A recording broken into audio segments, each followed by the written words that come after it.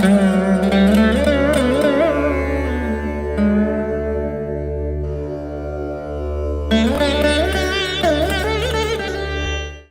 గ్రంథము 33వ అధ్యాయము 6 నుండి 7 వచనాలు చదువుదామండి. నేను దానికి ఆరోగ్యమును స్వస్థతను మరలా రప్పించుచున్నాను, వారిని స్వస్థపరచుచున్నాను, వారికి సత్య సమాధానములను సమృద్ధిగా బయలుపరచెదను. చెరలో నుండిన యూదా వారిని, ఇజ్రాయేలు వారిని నేను రప్పించుచున్నాను, మొదట నుండినట్లు వారిని స్థాపించుచున్నాను. He is the God of restoration. నమ్మిన వారు ఆమెన్. ఆయన స్వస్థపరచును, వారికి సత్య సమాధానములను సమృద్ధిగా బయలుపరచెదను. చెరలో నుండి యూదా వారిని, ఇశ్రాయేల్ వారిని నేను రప్పించుచున్నాను, మొదటి ఉండినట్లు వారిని స్థాపించుచున్నాను. God is a God who is going to establish you. స్థాపిస్తాడంట. ఇక్కడ ఆయన వాక్యం చెప్తుంది చూడండి. సత్య సమాధానాలంట, స్వస్థత అంట, ఆరోగ్యం అంటే ఇవన్నీ ఆయన ఇచ్చే దీవెనే అండి. నమ్ముతున్నారా? This are all part of God's blessing. Materialistic also tags along, కానీ అదొక్కటే ఆశీర్వాదం అనుకోకండి. నాకు ఆరోగ్యం ఉందన్న వారు హల్లెలూయా చెప్తారా? నాకు సమాధానం ఉందన్న వారు హల్లెలూయా చెప్తారా? నాకు సత్యము తెలుసు అన్న వారు హల్లెలూయా చెప్తారా? సమాధానం అన్నప్పుడు చాలా మంది తక్కువ అయ్యారు. ఏంటండి సమాధానము లేదా? కల్లిలాత్మ పోరాడుతున్నాడా? ఈరోజు విడుదల పొందుకొనును గాక. ఆమేన్. ఈరోజు ఇవన్నీ కూడా దేవుడు ఇచ్చే దీవెన. అయితే ఈ దీవెన పొందుకున్న మనము ఒకవేళ మంచి ఇల్లు వచ్చిందో, మంచి వాహనం వచ్చిందో, లేకపోతే మంచి ప్రమోషన్, మంచి స్థాయిలో ఉన్నారనుకోండి, లేకపోతే ఇప్పుడు అన్నీ బాగా జరుగుతుంది, నా జీవితంలో ఎప్పుడు జరగని గొప్ప ఆశీర్వాదము, దీవెన నేను అనుభవిస్తున్నాను అని చాలామంది ఎంతో మురిసిపోతూ ఉంటారండి. Wonderful. You should be really thankful, grateful and joyful. కానీ అదే సమయంలో ఎవరికైనా మీ మనసులో స్వరాలు వినపడుతున్నాయా? ఏం స్వరాలు తెలుసా? ఇది శాశ్వతం కాదు, నువ్వు అనుభవిస్తున్న ఈ దీవెన ఎప్పుడు ఉండదు, నువ్వు అంత మురిసిపోకు, అంత సంతోషపడకు, నీకు నీ భర్తకు మధ్యలో ఉన్న ప్రేమ ఎప్పుడు ఉండదు, చూసుకో, ఇది వెళ్ళిపోతుంది, జాగ్రత్త అనేటువంటి స్వరాలు ఎవరికైనా వినపడుతున్నాయా? Are you anybody if you hearing voices like that? అది అపవాది మాటలండి. మనలో చాలాసార్లు ఎంతగా దేవుడు దీవించినా, ఎంతగా దేవుడు ఆశీర్వదించినా, ఎప్పుడు అనుకోని స్థాయి దేవుడు మనల్ని నిలబెట్టినా, ఒకానొకసారి వాయిసెస్, స్వరాలు, అపవాది స్వరం వినిపిస్తూ ఉంటుంది. మురిసిపోతున్నావా? సంతోషపడుతున్నావా? This won't last for long. ఇది ఎక్కువ కాలం ఉండదు, ఈ వివాహం ఎక్కువ కాలం ఉండదు, ఈ ఉద్యోగం ఎక్కువ కాలం ఉండదు, ఈ వాహనము నాశనం అయిపోతుంది, నీ చేతిలో డబ్బులు నువ్వు ఏదో ఒక రోజు అడుగు తినోడు ఉన్నాడు చూడు, నీ స్థితి అదే, నీ గతి అదే అయిపోతుంది చూడు అని ఇటువంటి స్వరాలు మన మనస్సులో పెడుతూ ఉంటాడంట. Don't entertain those voices. అటువంటి మాటల్ని ఎంకరేజ్ చేయకండి. అవునేమో అని రేపటి గురించిన చింత, ఈరోజు దేవుడు ఇచ్చిన దీవెనని మర్చిపోయి, ఈరోజు దేవుడు అనుగ్రహించిన గొప్ప ఆశీర్వాదము, సమాధానము, సంతోషాన్ని పక్కన పెట్టి, అవును వెళ్ళిపోతుందేమో, పోతుందేమో, ఈ సంతోషం ఉండదేమో, ఈ ప్రేమ ఉండదేమో, ఈ మొదట్లోని ఆనందము పోతుందేమో. I'm telling you that is the voice of the enemy. Shut it right away. వెంటనే ఆపుచేయండి. అందుకని మొదట్లో చెప్పాము, దేవుడు నా జీవితంలో మేలు చేస్తాడు, దేవుడు నా జీవితంలో ఉపకారాలు చేస్తాడు, దేవుడు నన్ను ఆశీర్వదించాడు. You have to say I am blessed. చెప్పండి, నేను దీవించబడ్డాను, నేను ఆశీర్వదించబడ్డాను. ముదిమి వచ్చేంత వరకు చాలామందికి ఈ బాధ ఉంటుంది.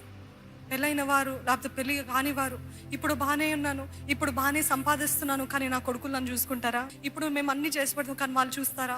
వాళ్ళు తృణీకరిస్తారా? చూస్తాం కదా అనేక సార్లు ఓల్డ్ ఏజ్ హోమ్స్ ఇవి చూస్తున్నప్పుడు మనకు అనిపిస్తుంది, ఓహో నా పరిస్థితి కూడా ఇట్లనేనేమో. ఇవన్నీ ఏంటి? అబద్ధాలు. ఇప్పుడున్న సంతోషాన్ని మనం చూడమండి. ఏమైపోతుందో అనే బాధ, ఏమి జరగబోతుందో అనే బాధ కదా.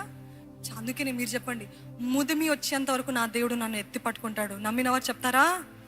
ముదిమి వచ్చేంత వరకు దేవుడు నన్ను ఎత్తి పట్టుకుంటాడు, దేవుడు నాకు దీర్ఘాయుషిస్తాడు. చెప్తారా?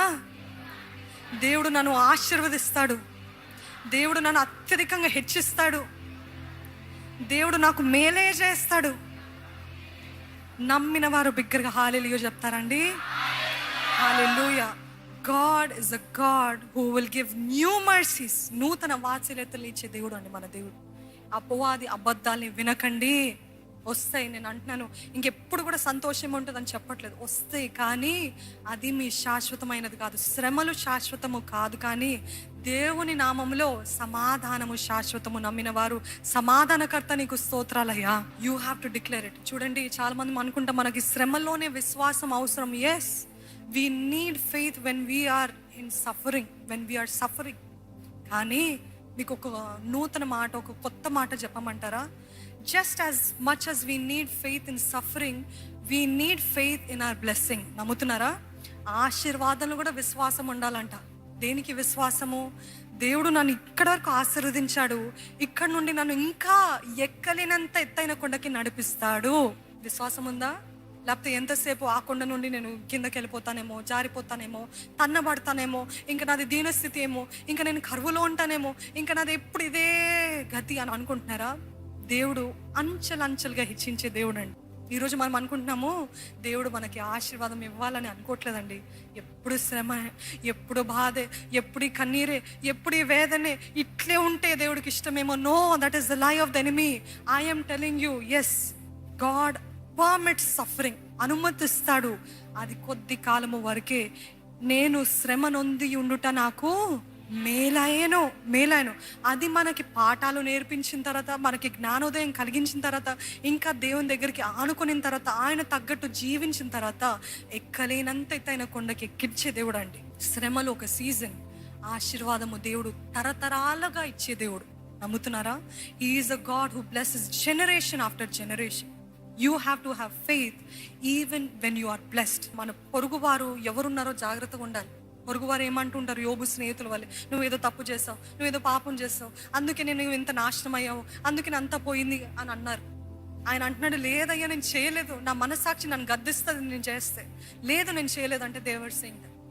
మీ చుట్టూ వాళ్ళు కూడా అంటూ ఉంటారు కదా చాలా మంది, ఇల్లు కడుతున్నావా, ఈ వాహనం కొన్నావా, ఈ ఉద్యోగం వచ్చిందా, ఈ దీవెన అనుకుంటున్నావా, చూడు నీ పని ఏం చేస్తాను.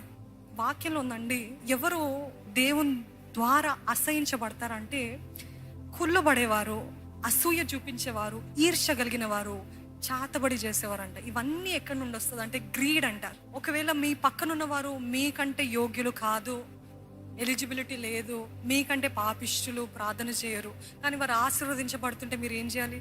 How can you do this to me lord అంటున్నారా? లేకపోతే దేవా నువ్వు ఇంకా వారిని దీవించయ్యా అంటున్నారు. ఈర్ష్య, ద్వేషం చాలా భయంకరమైన రోగం అండి. దాని నుండే వస్తాయి అంట సమస్త పాపాలు. Are you doing out of greed? అందుకని మీ చుట్టూన్న వారు అంటూ ఉంటారు, ఉంటుంది అనుకుంటున్నావా, నువ్వు ఇలా ఉంటావా అనుకుంటున్నావా, నీ పని చెప్తాను ఉండు, నీ పని చెప్తానని కొంతమంది చాతబడి చేస్తారు. కొంతమంది నిరాశ, లేకపోతే ఎంతో డిస్కరేజింగ్ వర్డ్స్ మనకి మాట్లాడుతున్నప్పుడు మనం అనుకుంటామో, ఓహో అయిపోతుందేమో నా పని, అయిపోతుందేమో, ఇంకా ఉండదేమో. చాలామంది దిష్టి అంటారు కదండి, ఈరోజు మన భారతదేశంలో అంటూ ఉంటారు, దుష్ట చూపు, దిష్టి తీయాలి అంటూ ఉంటారు. Why? Evil eye. I'm telling you, if you have the blood of Christ over you, ఏ దిష్టి పనికి రాదండి. నమ్మిన వారు హల్లెలూయా చెప్తారా? దుష్ట చూపు ఉంటుంది, లేదని చెప్పట్లేదు. ఎంతో ఈర్ష్యతోటి చూస్తుంటారు. చాలామంది అంటారు, ఏమైనా మంచిది మేము సంతోషంగా ఉన్నామని పోస్ట్ చేస్తే చాలు. చాలామంది అంటారు, అది నా భర్త భార్య మా ఫోటో మేము సంతోషంగా ఉన్నాను పోస్ట్ చేస్తే చాలు, ఆ రోజే మాకు గొడవ అవుతుంది అంటే దిష్టి తగిలిందండి అని అంటూ ఉంటారు కదా. I'm telling you, do you have the blood of Jesus on you? Do you have the mark of the blood of Jesus on you? No harm will come to you. ఆయన రక్త చేత ముద్రించబడాలండి.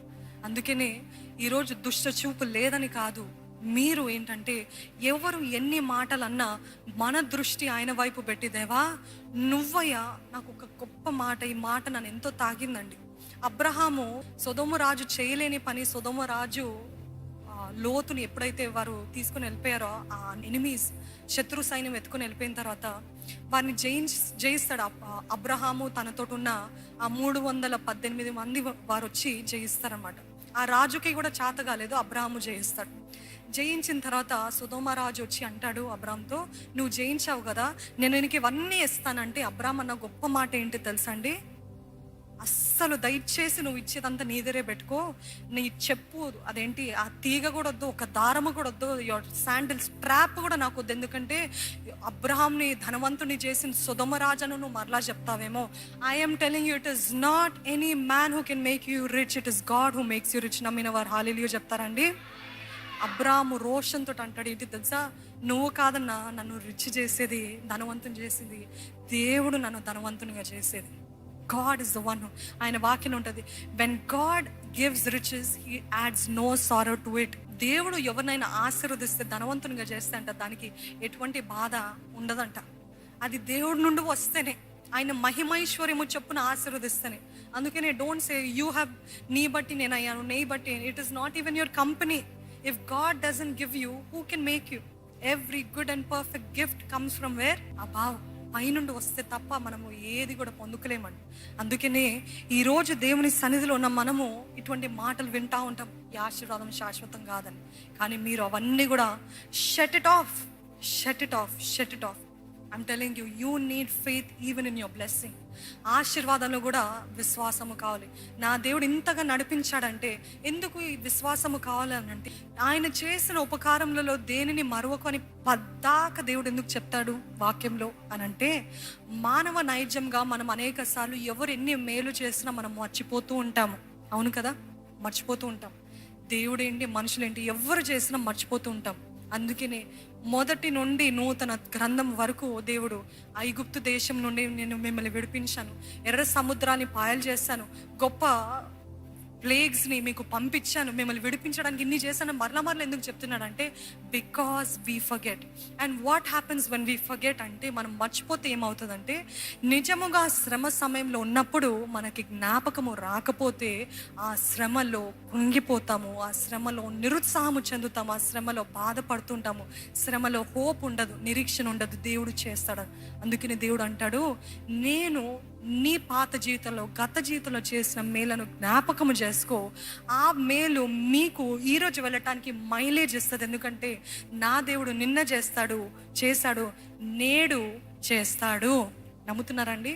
If God has done it in the past, he will do it again.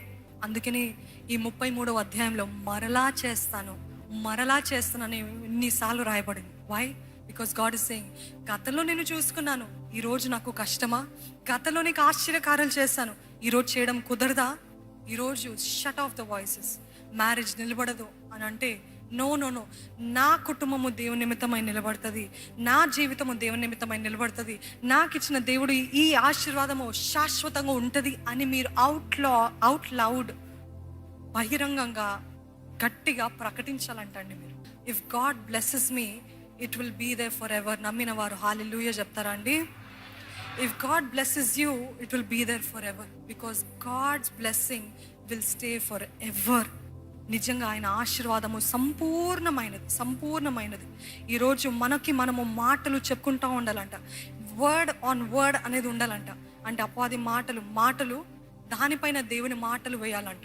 ఈరోజు మాటలు వినబడవు అని నేను మీకు ఏమి guarantee ఇవ్వను, ప్రతిరోజు వినిపిస్తాయి.